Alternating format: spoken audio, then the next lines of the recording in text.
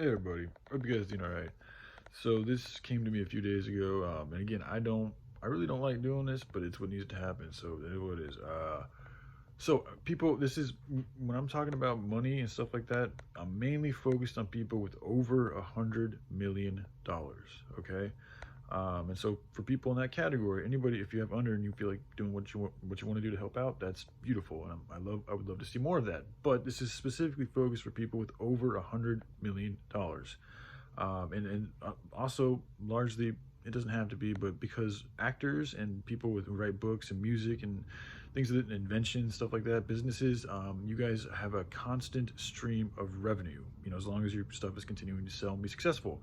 But let's face it, if you have $100 million, that means you've been pretty successful, so you're probably receiving a good amount of royalties. I don't know how often, maybe every month. I don't know how it goes down. Maybe it's probably different for each contract, but these royalties again, this is specifically for people with over $100 million.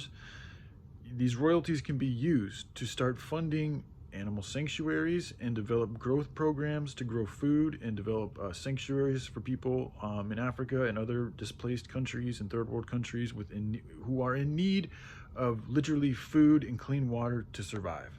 Okay, like kids, like people who don't even know who don't have the parents to help take care of them.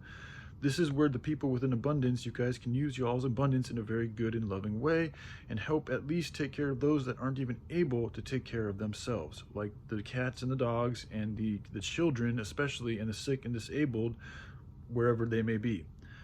Here in America, we have more of an obesity problem than a starvation problem, so that's not much of an issue here. But elsewhere, it is a very big issue, and it still has an effect on the collective. Just because they're in another country, another continent, does not mean it's not our problem. It still is our problem. If you have an ability to help solve a problem, and you choose not to, it's neglect to your fellow human beings. And if we're all essentially one big human family, that's me saying I'm essentially going to allow an aspect of my family starve to death.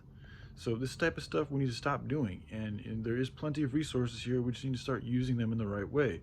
You're all welcome to use whatever ideas I've shared on the hemp plant, on vertical farming, on good work programs, on ways to integrate like working and training and education and holistic healing and all these type of things. Y'all are welcome to use that, or develop your own ideas. But the point being is just like this is the type of stuff that's going to help us become victorious, and not fail, because like we're on a like the